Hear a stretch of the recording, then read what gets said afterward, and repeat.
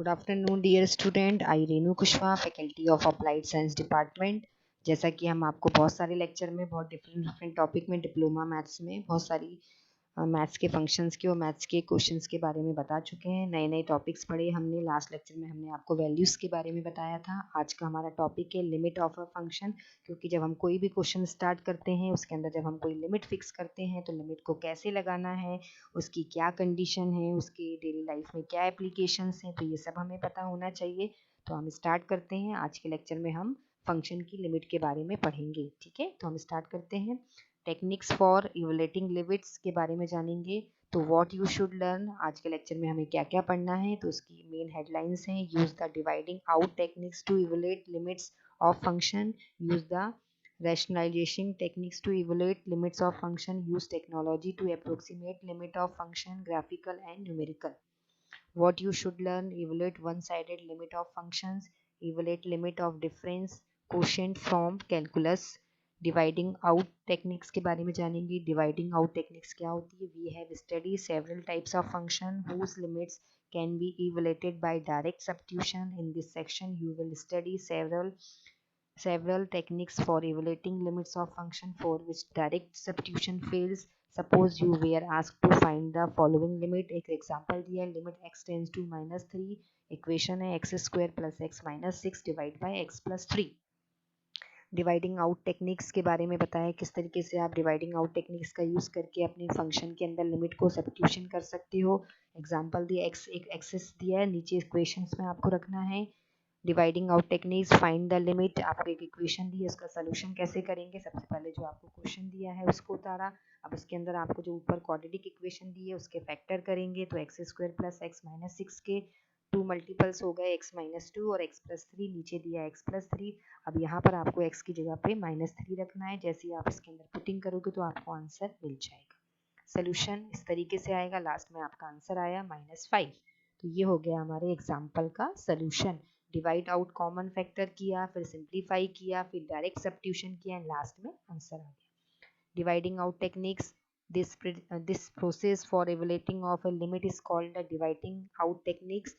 इन example के through समझेंगे। The function given by, एक फंक्शन दिया है हमें, F of X is equal to X square plus X minus 6 divide by X plus 3, and another एक function दिया है G of X X minus 2, agree at all value of X other than X is equal to -3।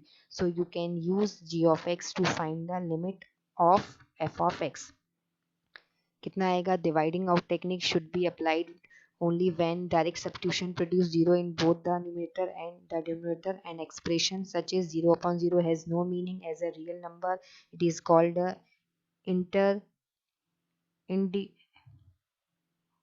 it is a called a indeterminate, मतलब कहीं ना कहीं आपका infinite form बन रहा है। It is a called a infinite form because you cannot form the alone determine the limit. Dividing out techniques की और भी इसकी रेशियो हैं, आप देखिए कहीं ना कहीं इसकी कंडीशंस आपको दिखाई दे रही हैं। अब इसके अंदर आपको रैशनलाइजेशन कैसे करना है, रैशनलाइजेशन की टेक्निक्स क्या होती है, तो उसके बारे में बताया है। Another way to find the limits of some function is first to rationalization the numerator of the function. This is called the rationalization techniques. We have know that rational, the numerator means multiply the numerator and denominator by the conjugate of the numerator. For instance, the conjugate of under root x plus 4 is under root x minus 4, ये उसका conjugate हो गया। अब हमें एक example के through समझना है कि कैसे हम रैशनल के क्वेश्चन में लिमिट को अप्लाई कर सकते हैं। Find the limit, limit x tends to 0 under root x plus 1 minus 1 upon x। Solution by direct substitution method you obtain the indeterminate form 0 upon 0 limit x tends to 0 under root x plus 1 minus 1 upon x। यहाँ पर x की जगह पे 0 substitute करना है, तो 0 plus 1 minus 1 upon 0, 0 upon 0 हो गया इनडिटरमिनेट फॉर्म, है ना। अनदर एग्जाम्पल्स लिया है, under root x plus 1 minus 1 upon x. इसको भी हम कहीं ना कहीं रैशनलाइजेशन करेंगे, ऊपर नीचे मल्टीप्लाई करेंगे, तो हमारी इक्वेशन क्या बन जाएगी? X plus 1 minus 1 upon x under root x plus 1 plus 1। Multiply किया, इसको और कैंसिल किया, वैल्यू कट गई, तो हमारा सिंप्लीफाई किया, तो नेक्स्ट स्टेप क्या बनी? X upon x under root x plus 1 plus 1। Divide out common factor से डिवाइड किया, तो x से x कट गया, हमारा फाइनल आंसर आया 1 upon under root x plus 1 plus 1, और x is not equal to 0। Simplify करेंगे तो now you can evaluate the limit by direct substitution method. यहाँ पर हम डायरेक्ट x की जगह पे 0 रख देंगे तो हमारा आंसर आ जाएगा 1/1 + 1 इज इक्वल टू 1/2। तो हम किसी भी टाइप के क्वेश्चन में के अंदर लिमिट को सब्स्टिट्यूट करके उसके आंसर को फाइंड कर सकते हैं। ये हो गया हमारे सोल्यूशन का graphical representation. One sided limit भी होती है जहाँ जो डायरेक्ट लगती है फंक्शन में, जैसा कि आपको एग्जांपल्स में दिख रहा है। इवलेटिंग वन साइडेड लिमिट्स, इस तरीके से कोई भी फंक्शन दिया होता है उसके आगे जो भी लिमिट दी जाती है उस पर्टिकुलर पार्ट में हम वो लिमिट लगाते हैं। ये सोल्यूशन हो गया। सपोज हमें limit x tends to 0 mod 2x/x, तो यहाँ पर x की जगह पे हम 0 रखेंगे तो हमारा आंसर आएगा -2। तो ये वन साइडेड लिमिट हो गया। ठीक है, इस तरीके के क्वेश्चन भी आते हैं। वन साइडेड लिमिट की कंडीशंस भी हैं। exist of a limit if f is a function and c and l are real numbers, then limit x tends to c f of x is equal to l। And limit for calculus हो गया। Calculus में हम limit को कैसे use करते हैं। Limit from calculus in the next section you will study an important types of limit for calculus, the limit of a different questions.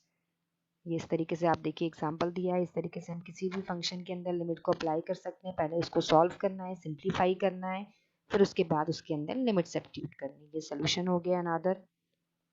ठीक है, so thank you very much for listening. आज के lecture में हमने कहीं ना कहीं limit कैसे सब्स्टिट्यूट की जाती है क्वेश्चन में उसके बारे में जाना। लीनियर इक्वेशंस में हम लिमिट को कैसे लगाते हैं उसको समझा। ठीक है, तो अब नेक्स्ट लेक्चर में हम ये देखेंगे किस तरीके से हम अपने क्वेश्चन में लिमिट को फंक्शन के अंदर अप्लाई कर सकते हैं। ठीक है, तो अगर कोई भी डाउट हो तो आप एनी टाइम मुझसे पूछ सकते हैं। आज के लिए इतना ही काफ़ी है। ठीक है, आज हमने जाना कि किस तरीके से हम अपने डिफरेंट टाइप के क्वेश्चन में लिमिट को अप्लाई कर सकते हैं। तो ठीक है, आज का हमारा टॉपिक का नेम है लिमिट।